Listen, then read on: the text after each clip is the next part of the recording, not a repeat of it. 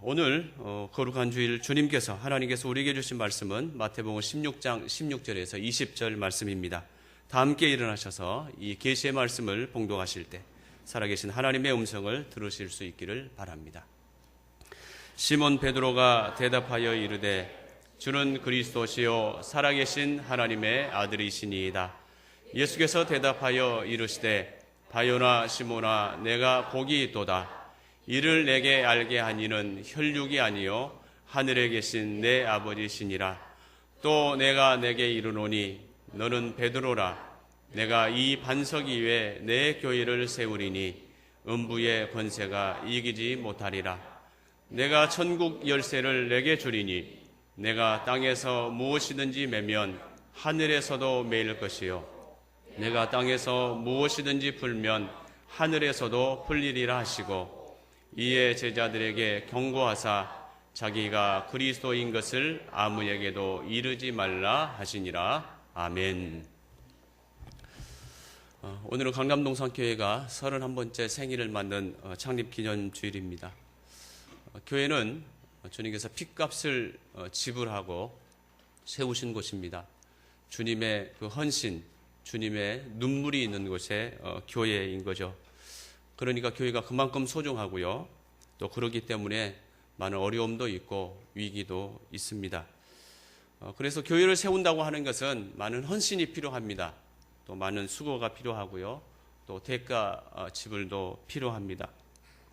그러니까 강남동산교회가 지금까지 이렇게 은혜로운 교회로 올 수 있었던 것은 많은 성도들의 헌신, 또 수고, 눈물이 있었기 때문에 오늘 이렇게 건강한 교회로 세워져 갈 수 있었다라고 하는 거죠. 그런데 이런 헌신, 이 헌신자들의 헌신과 함께 잊지 말아야 될 것이 있는데요.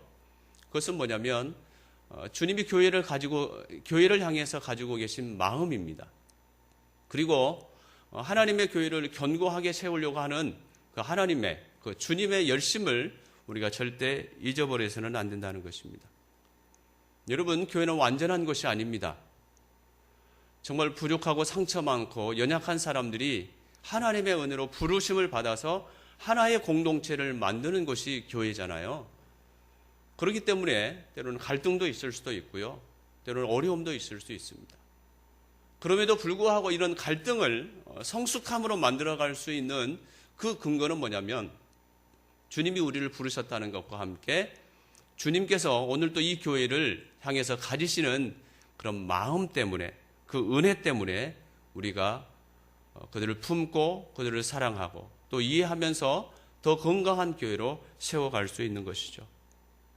그러니까 우리가 신앙생활하면서 우리가 교회 공동체에 함께 있으면서 잊지 말아야 될 것은 뭐냐면 늘 주님의 그 은혜, 그 주님의 사랑을 절대 잊어버려서는 안 됩니다. 이 주님의 은혜와 사랑을 잊어버리는 그 순간 교회는 교회로서의 기능을 상실하게 될 것입니다.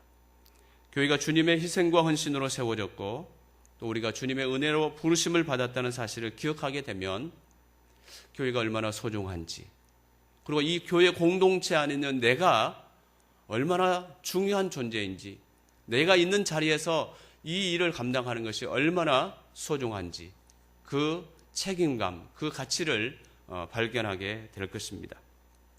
하나님은 이 땅의 교회를 위해서 또 특별히 강남동산교회를 통해서 하나님이 어떤 분이신지를 보여주기를 원하십니다.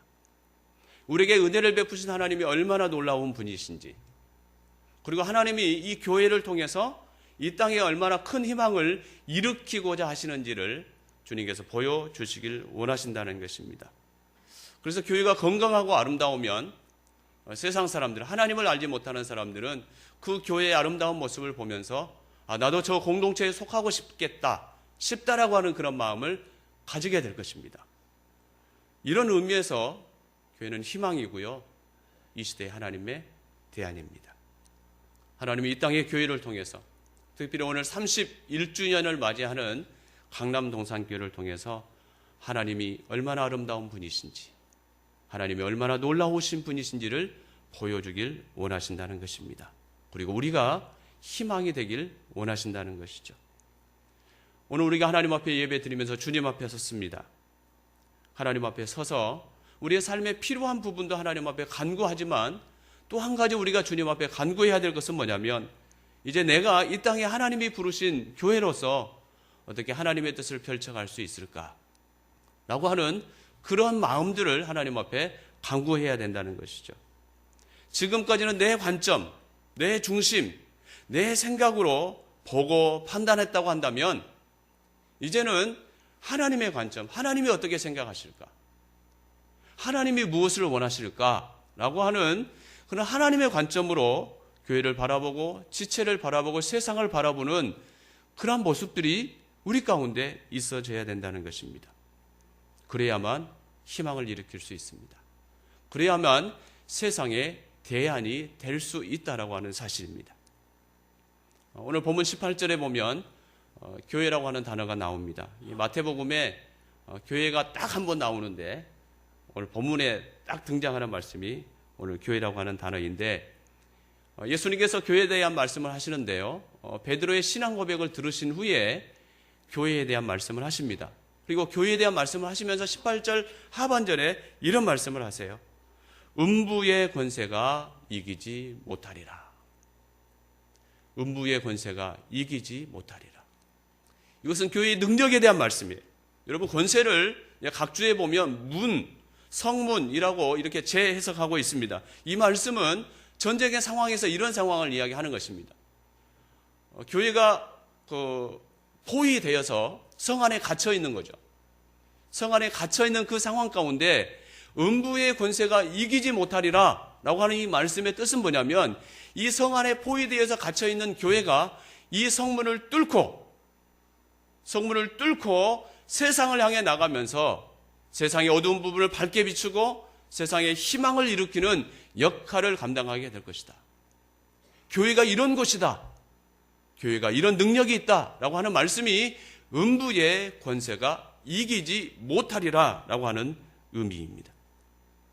이 세상의 절망, 이 세상의 고통, 죽음, 아픔, 상처, 이 모든 것을 새로운 희망으로 바꿔가는 그런 역사를 교회가 감당할 수 있다라고 한 이 교회를 세우시겠다라고 주님이 말씀하고 있습니다. 교회가 이 사명을 감당해야 되고 이 사명을 회복해야 됩니다. 우리나라의 역사에 보면 교회가 정말 이러한 사명을 감당했고요. 우리 사회에 얼마나 엄청난 영향력을 끼쳤는가에 대한 부분들을 우리가 충분히 볼 수가 있습니다. 여러분 이 땅에 복음이 처음 들어왔을 때 상황을 한번 생각해 보십시오. 얼마나 많은 문제들이 있었습니다. 신분의 문제, 가난의 문제, 무지의 문제, 여자의 문제, 여러 가지 수많은 문제들이 많이 있었습니다. 이런 문제들이 교회를 통해서 새로운 회복, 새로운 희망으로 바뀌어져가는 일들이 있었다라고 하는 사실입니다. 한국 교회 초창기에 보면 교회가 이 땅에 희망을 주는 일들이 참 많았습니다. 예수 그리스도를 구주로 영접하는 하나님의 사람들이 있는 삶의 자리에서 멋진 그리스도로 살아가면서 많은 사람에게 도전을 주고 그래 내가 저렇게 살아야 되겠다 라고 하는 희망을 일으키는 일들이 엄청나게 많이 있었다라고 하는 사실입니다. 선교 초기 일화 가운데 이런 이야기가 있습니다. 경동 제1교회 엄영수라는 분이 계시는데요. 여기서 영수는 이름이 아닙니다. 이름이 아니라 직분입니다. 무슨 직분이냐면 지금으로 말하면 장로라고 하는 그런 직분입니다. 이 엄영수라고 하는 이분이 있는데 직업이 뭐냐면 왕손을 모시는 마부였습니다. 그러니까 신분이 그렇게 높지 않는 사람이죠. 이 사람이 예수님을 믿었습니다. 예수님 믿고 너무 기쁘고 행복한데 어느 날 이제 왕손을 모시고 이제 지방으로 이렇게 여행을 가는데 그의 마음 가운데 이제 마부가 왕손에게 전도해야 되겠다라고 하는 그런 마음이 계속 일어나게 됐습니다. 그래서 이제 그 마부가 왕손에게 이렇게 전도를 합니다. 감히 전도를 하는 거죠. 나으리 예수님을 믿으시죠? 이렇게 이야기하니까 왕손이 이렇게 이야기합니다. 너 예수 믿니? 예, 그렇습니다. 예수 믿는 지 한 3년 됐는데 참 기쁘고 행복합니다. 라고 이렇게 대답을 했습니다. 그때 왕손이 빈정거리는 투로 그 마부에게 이렇게 이야기했습니다. 예수 믿으면 너 같은 상놈이 양반이 된다더냐? 라고 이렇게 이야기했습니다. 그때 이 엄영수가 이렇게 대답합니다. 나으리, 예수 믿는 도리는 그것이 아닙니다. 제가 양반되기 위해서 예수 믿는 것이 아니라 마부 노릇 잘하기 위해서 예수를 믿는 것입니다. 라고 이렇게 대답했습니다. 그 말에 왕손이 충격을 받았습니다. 도전을 받았습니다. 그리고 교회 역사에 보면 이 사람이 나중에 예수를 믿게 되고 훗날 숭동교회 목사가 되었다는 것입니다. 여러분, 주인이 종의 말을 듣고 예수 믿는 것 쉬운 일이 아닙니다. 그럼에도 불구하고 그 말에 도전을 받아서 예수님을 믿었다고 하는 것은 엄영수가 그의 삶의 자리에서 정말 그리스도인으로서 전혀 다른, 세상 사람과 전혀 다른 삶을 살아가게 된 것이죠. 그렇기 때문에 그의 말 한마디가 그의 마음에 감동을 주었다는 것입니다. 그렇다면 이 엄영수는 어떻게 그러한 삶을 살아갈 수 있는가에 대한 부분이죠. 예수를 믿고 나다 보니까 새로운 삶이 보여진 거죠. 이 마부가 예전에는 하찮은 것이라고 생각할 수도 있겠지만 예수님을 믿고 나서 보니까 이 자리가 하나님이 주신 자리이고 내가 하는 일이 하나님이 허락한 자리이고 이곳을 통해서 하나님께서 자신을 통해 이루고자 하신 하나님의 뜻이 있구나 라고 하는 이 사실을 발견하면서 예전에는 하찮게 보였던 그것이 예수님을 믿고 보니까 이것은 하찮은 것이 아니라 내가 하찮은 존재가 아니라 존귀한 존재이고 존귀한 자리이구나. 이런 사실을 깨닫게 되니까 또 그러한 삶을 살아가게 되고 그 삶의 모습이 하나님을 알지 못하는 사람에게 도전을 주었다는 것입니다. 여러분, 어두운 것을 밝게 비추는 것은 쉬운 일이 아닙니다. 딱딱한 땅을 개간하는 것은요, 얼마나 어려운 일인지 몰라요. 얼마나 많은 수고와 대가를 치루어야 하는지 모릅니다. 그런데 한국교회 초창기부터 교회는 이러한 역할을 감당해 왔다라고 하는 것입니다. 지금의 상황은 어떻습니까? 여러분, 지금 우리가 살고 있는 상황은 어떤 상황입니까? 희망보다는 절망의 소식이 많이 들려오는 것 같아요. 매스컴을 통해 들려오는 소식들은 좋은 소식, 행복한 소식보다는 우리의 삶을 불안하게 만드는 그런 소식들이 많이 들려오고 있습니다. 정직하고 진실하게 살아가는 사람이 잘 되는 것이 보여지는 것이 아니라 부정하고 부패하고 이런 사람들이 잘 되는 것 같은 그런 상황들이 우리를 절망하게 하는 것 같아요. 청년 실업 문제, 빈부격차 문제, 경제 문제, 가족 문제, 자녀 문제, 학교 문제, 수많은 문제들이 우리의 삶을 어둡게 하고 있습니다.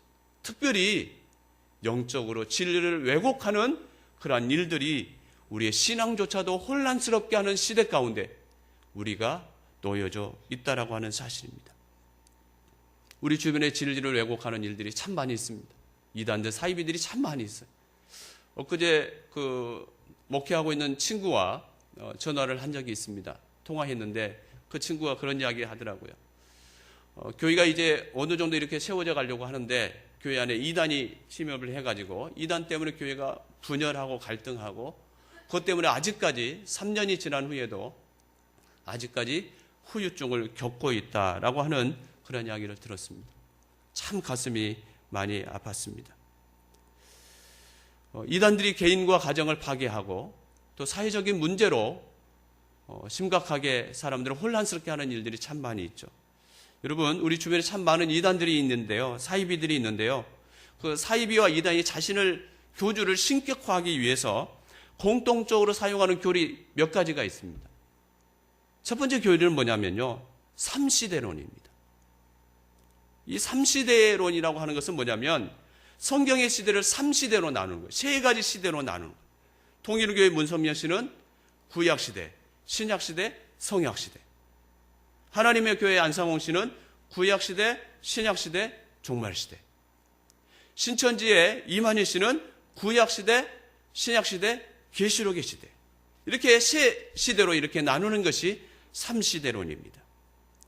이렇게 3시대론을 주장하는 그 이유가 뭐냐면 이 3시대론이 가짜 하나님을 만드는데 굉장히 설득력이 있기 때문에 그렇습니다. 3시대론에 의하면 이런 거죠. 구약시대는 성부 하나님이 여호와 이름으로 나타나고 신약시대에는 성자 하나님이 예수님으로 나타나고 지금의 시대, 이 마지막 시대에는 성령 하나님이 보혜사로 나타나는데 그 보혜사가 다 자신이라고 하는 주장이 바로 삼시대론입니다. 신천지의 교리 이만희 씨도 자신을 보혜사라고 이야기합니다. 하나님의 교회 안상홍 씨도 자신을 보혜사라고 주장합니다. 그런데 여러분 가만히 보십시오. 예수님이 십자가에서 구원을 완성하셨기 때문에 신약시대 이후로는 더 이상 복음이 필요 없습니다. 왜요? 그 시대 복음이 완성되었으니까. 더 이상 복음이 더해질 필요도 없다라고 하는 것이죠. 이것을 성경은 분명하게 이야기하고 있습니다. 제가 계시록 22장 18절에서 19절 말씀을 읽어드리겠습니다.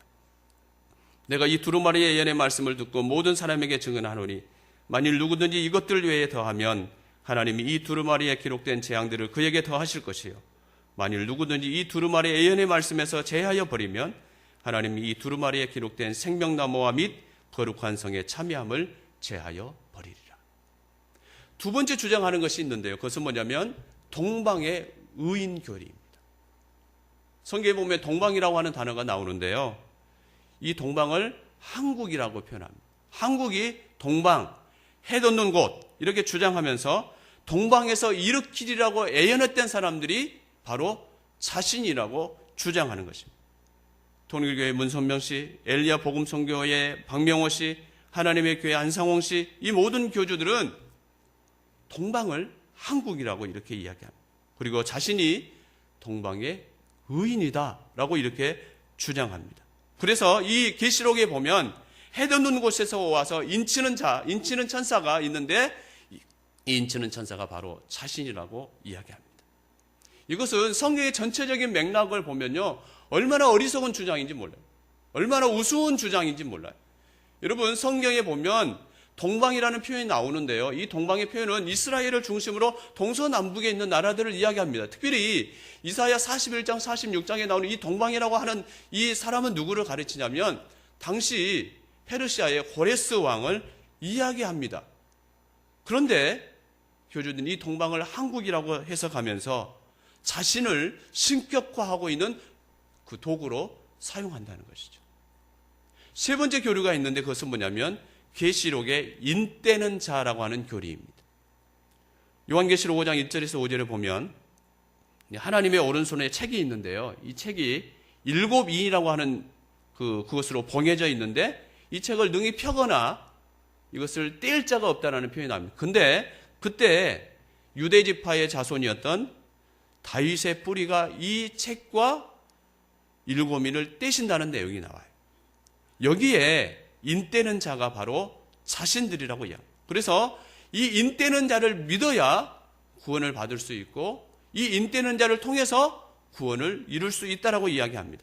그래서 신천지 이만희 씨 같은 경우는 이렇게 이야기하죠. 계시록을 자신이 해석했기 때문에 자신이 인때는 자라는 것입니다. 재림주라는 것입니다. 그런데 요한계시록의 해석을 자의적으로 해석하는 거예요. 자신들을 정당화하려고 하는 그런 주장이라는 것입니다. 여러분 요한계시록 22장 10절 말씀에 보면요, 이 두루마리의 예언의 말씀을 임봉하지 말라, 때가 가까우니라 이렇게 말씀하시면서 계시록은 임봉한 책이 아닙니다.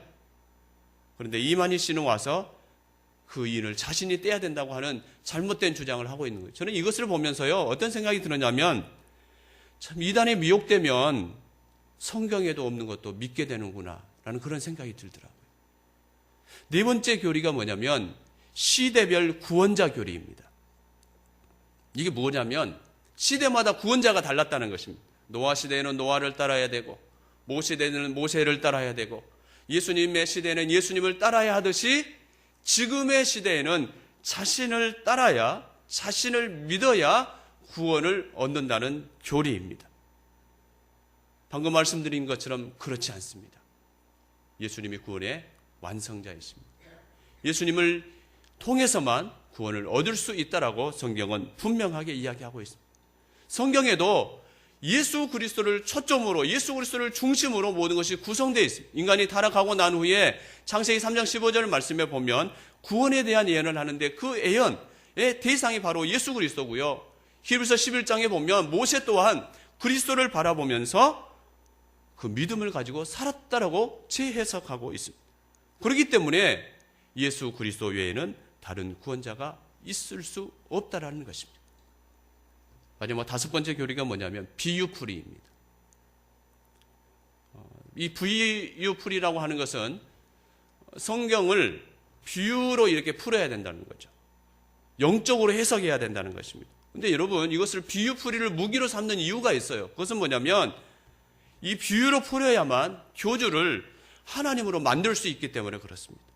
성경을 바로 해석하면 교주를 재림주로 만들 수가 없습니다. 비유로 풀이하면 성경을 얼마든지 자신에게 맞춰서 풀어갈 수가 있어요. 자신에게 맞춰서 해석할 수가 있기 때문에 비유풀이와 계시록을 주장하고 있다라고 하는 것입니다. 여러분, 성경은 하나님께서 이 역사 안에 찾아오셔서 이 역사를 통하여 하나님이 어떤 분이신지를 인간의 언어로 표현해 주는 것이 성경입니다. 그러니까 성경은 하나님이 인간이 알아들을 수 있는 언어로 해석해 주는 거예요. 이것을 영적으로 푼다라고 하는 것은 인간이 알아들을 수 없다라는 의미를 말하기 때문에 잘못된 것입니다. 예수님도 비유로 말씀하신 적이 있으십니다. 그럼에도 불구하고 그 비유가 청중들이 이해할 수 있도록 해석을 해 주셨어요. 충분히 이해할 수 있도록. 그리고 성경에 보면 문자적으로 모든 것이 성취된 것을 발견하게 됩니다. 예수님께서 베들레헴에 탄생하실 것이다 말씀하신 대로 베들레헴에 탄생하셨습니다. 예수님께서 천의 몸으로 입고 오실 것이다 예언하신 대로 천의 몸으로 이 땅에 오셨다라고 하는 것입니다. 이런 것들을 보면 우리 주변의 사회가 얼마나 어두움의 시대인지를 발견하게 됩니다. 이런 영적인 어두움, 사회적인 어두움, 삶의 어두움들이 얼마나 우리를 힘들게 하는지 모릅니다. 그럼에도 불구하고 이런 상황 가운데 우리가 오늘 주님의 말씀을 기억해야 됩니다. 이 반석 위에 내 교회를 세우리니 음부의 권세가 이기지 못하리라. 이 어둠의 성문을 뚫고 나가서 이 세상에 희망이 되고 소망이 되는 것이 바로 교회다라고 하는 사실입니다.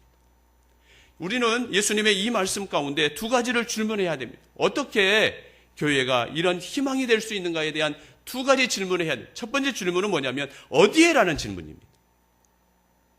주님께서 어디에 교회를 세우시겠다고 하는 것인가 하는 것입니다. 오늘 성경은 이렇게 이야기합니다. 이 반석 위에 내 교회를 세우리라. 여러분, 이 반석은 베드로가 아닙니다. 이 반석은 베드로가 고백한 신앙의 고백입니다. 어떤 분이 오해하신 분들이 계세요. 베드로가 헬라어의 뜻이 반석이니까 이 반석은 베드로라고 오해하신 분이 계시는데, 여러분, 반석은 흔들리지 않는 것이죠. 변하지 않는 것이죠. 그런데 베드로의 모습을 보면 얼마나 연약한 모습들이 많이 보여지는지 몰라요. 우리가 20절까지 읽었는데요. 21절 말씀 1절부터 보면 예수님께서 이제 예루살렘에 올라가서 십자가에 죽으실 것이다, 고난을 당할 것이다 이렇게 이야기하니까 베드로가 절대 그럴 수 없습니다 라고 이렇게 이야기합니다. 그때 예수님께서 심각하게 말씀하시죠. 사단아, 내 뒤로 물러가라 라고 이렇게 말씀하시잖아요. 베드로는 반석이 될 수가 없어요. 여기서 반석은 뭐냐면 예수님께 고백한 그 신앙의 고백, 주는 그리스도시요 살아계신 하나님의 아들이십니다라고 하는 이 신앙의 고백이 반석입니다. 이 반석 위에 내 교회를 세우겠다라고 주님이 말씀하십니다.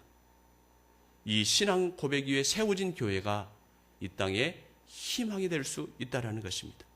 여러분 안에 이러한 분명한 신앙의 고백이 있으십니까? 그렇다면 이 신앙의 고백이 무엇을 의미하는지를 아셔야 돼요. 주는 그리스도시요 살아계신 하나님의 아들이십니다라고 고백하는 이 고백이 내 삶에, 내 신앙에 무엇을 의미하는가에 대한 부분을 분명하게 아셔야 됩니다. 이렇게 신앙을 고백한다고 하는 그 의미는 뭐냐면 주님을 따르겠다는 거예요. 주님이 가르쳐 주신 그 길이 힘들고 어려울지라도 주님이 원하시는 길이면 그 길을 따라가겠습니다라고 하는 그 고백입니다. 입술로만 주님이 나의 구주이십니다, 주님이 나의 구원자이십니다, 메시아이십니다라고 고백하면서 내 마음대로, 내 생각대로, 내 뜻대로 살아가는 것이 아니라 주님이 원하시는 뜻대로, 주님이 가는 길, 조금 힘들고 어려워도 그 길을 따라가겠습니다라고 하는 신앙의 고백이 주는 그리스도시요 살아계신 하나님의 아들이십니다라는 고백입니다. 이 고백을 들으면 우리 안에 이러한 마음이 들죠. 나같이 부족한 사람이 어떻게? 나는 이제 막 신앙생활을 했는데 어떻게? 저는 아무것도 모르는데 어떻게? 라는 그런 생각이 들고, 저는 오늘 본문 보면서요, 참 은혜가 되는 게 있었습니다. 그것은 뭐냐면 이 신앙의 고백을 베드로가 고백했다는 것입니다. 그리고 하나님께서 베드로에게 고백할 수 있는 눈을 열어주셨다는 것입니다. 베드로가 어떻게 고백할 수 있었겠어요? 하나님이 베드로에게 그렇게 고백할 수 있는 은혜를 주시는데 왜 하나님께서 베드로에게 열어주셨을 것 같아요? 예수님이 수제자니까요? 그러면 하나님은 불공평할 것 같아요. 그런 것 같지 않아요. 제가 묵상해 보니까 그런 것 같지 않아요. 여러분, 성경을 읽어보면 베드로는 예수님의 수제자였지만요, 참 연약한 모습들이 많이 보여집니다. 실수도 많이 하고요, 꾸중도 많이 듣고요, 말도 함부로 하고요, 하는 부분들이 성경에 많이 보여져요. 이런 베드로가 주님을 알아볼 수 있는 눈이 열렸다는 것입니다. 이것을 하나님이 은혜로 허락해 주셨다는 것입니다. 이 사실이 얼마나 위로가 됐는지 몰라요.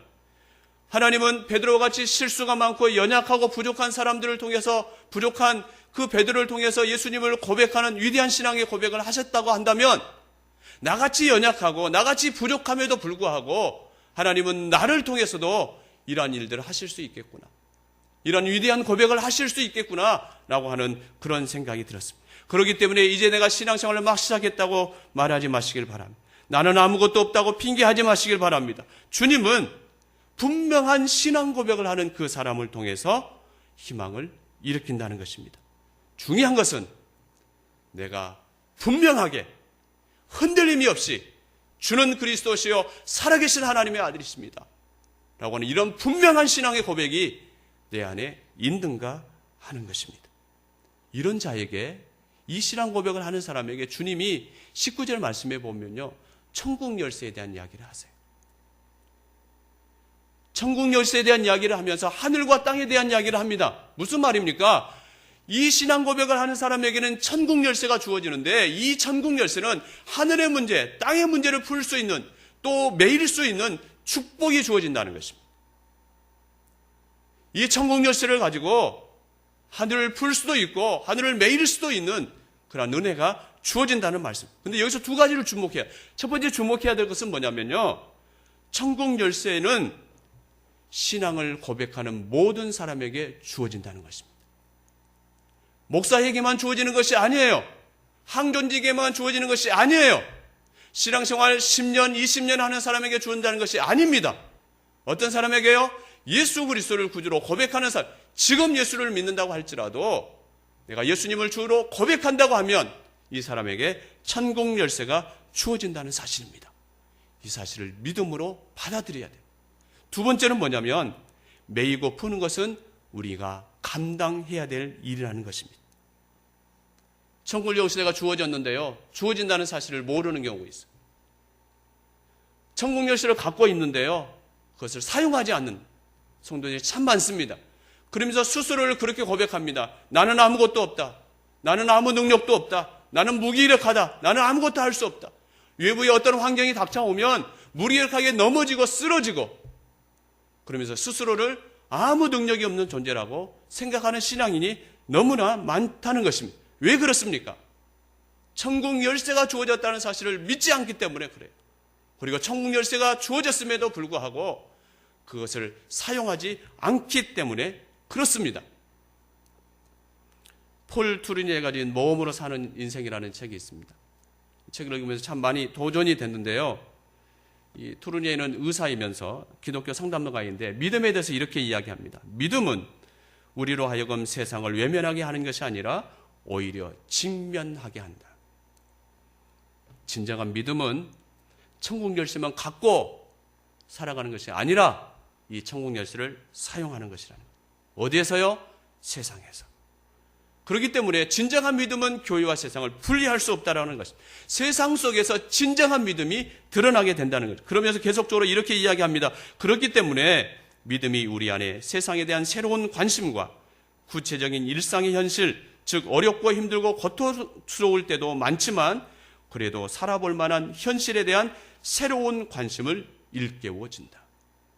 한마디로 이야기하냐면 세상이 어둡고 힘들어도 믿음을 가진 사람은 그럼에도 불구하고 세상을 살아볼 만한 의미가 있다라고 생각한다는 것입니다. 세상이 어둡고 절망스럽다고 할지라도 이 세상 가운데 그래 내가 믿음이 있기 때문에 하나님이 나와 함께 하시기 때문에 천국 열쇠가 내게 주어졌기 때문에 살아갈 만한 이유가 있다. 살아갈 만한 관심이 있다라고 생각한다는 것입니다. 이게 진정한 신앙인의 모습이라는 것입니다. 여러분, 믿음은 명사가 아닙니다. 믿음은 동사입니다. 믿음은 하나님께서 주신 천국 열쇠를 사용하는 것이 진정한 믿음이라는 것입니다. 여러분이 진정 예수 그리스도를 구주로 고백한다고 한다면 내 삶 가운데 이런 천국 열쇠를 사용함으로 하나님 주신 은혜를 누리고 또 이 은혜를 흘러보내는 희망이 되어야 된다는 것입니다. 왜요? 모든 사람에게 천국 열쇠가 주어졌기 때문에 그렇습니다. 두 번째 질문을 해야 됩니다. 그 질문은 뭐냐면 누가라는 질문입니다. 누가 교회를 세우는가라는 것입니다. 18절에 예수님께서 하신 말씀 중에 집중해서 봐야 될 말씀이 있습니다. 그 말씀 뭐냐면 내가 이 반석 위에 내 교회를 세우리니. 누가 교회를 세운다는 말입니까? 신앙을 고백한 베드로가 세운다는 말입니까? 아닙니다. 주님께서 교회를 세우시겠다는 것입니다. 주님께서 위대한 신앙을 고백한 베드로에게 교회를 세우라, 네가 교회를 세우라 이렇게 말씀하신 것이 아니라 내가 교회를 세우겠다라고 주님이 말씀하십니다. 건강한 공동체, 세상이 희망이 되는 공동체가 되기 위해서 잊지 말아야 될 것은 뭐냐면 교회를 주님이 세워간다는 것입니다. 교회 목사가 세우는 게 아니고요, 교회 장로가 세우는 게 아니고요, 신앙생활을 오래 하는 사람이 세우는 게 아니고요, 주님이 세운다는 것입니다. 그러면 여기서 한 가지 생각해야 돼요. 주님이 어떻게 세우는가 하는 것입니다. 주님이 어떻게 세우는가. 여러분, 주님이 교회에 대한 말씀을 하시는데요, 세움에 대한 말씀을 하시는데 베드로가 신앙을 고백한 후에 교회를 세우겠다고 말씀하죠. 그러니까 주님이 세우시는 원리가 있어요. 그것은 뭐냐면 분명한 신앙의 고백을 하는 그 사람을 통해서 주님이 세우시겠다는 것입니다. 그래서 우리의 수고와 헌신에 의미가 있는 것입니다. 그렇기 때문에 가치가 있는 것입니다. 왜요? 주님이 나를 통해서 교회를 세우고 가지니까. 주님이 나를 통해서, 나 혼자만의 힘으로 하면 힘들고 쓰러지는데 주님이 나를 통해서 일하니까 희망이 있는 거예요. 능력이 있는 거예요. 그렇기 때문에 우리가 겸손할 수밖에 없습니다. 겸손히 주님 앞에 무릎 꿇을 수밖에 없어요. 제가 어느 세미나에 갔는데 어느 목사님이 하는 말이 제 마음에 잊혀지지 않습니다. 그 목사님이 이제 어느 정도 규모가 있는 교회, 성장한 교회인데요, 오늘 사업에 성공한 친구를 만났습니다. 이제 사업에 성공하니까 얼마나 어깨에 힘이 들어갔겠어요? 어깨에 딱 힘이 가다도 나오고 아주 힘이 들어갔습니다. 그래서 목사님이 그 사업에 성공한 그 친구에게 이런 이야기를 했답니다. 나는 교회가 성장하고 열매 맺는 것을 보면 참 자랑스럽고 기쁘고 행복하다. 그런데 내가 아는 거 하나가 있는데 그것은 내가 열심히 해서 된 것이 아니라는 것이다. 물론 나도 열심히 했다. 정말 그렇게 했다. 몸이 상할 정도로 열심히 했다. 그런데 열심히 한다고 해서 이렇게 되는 것이 아니더라. 나와 같은 수많은 목사들이 나만큼 열심히 한다. 그런데 안 된다.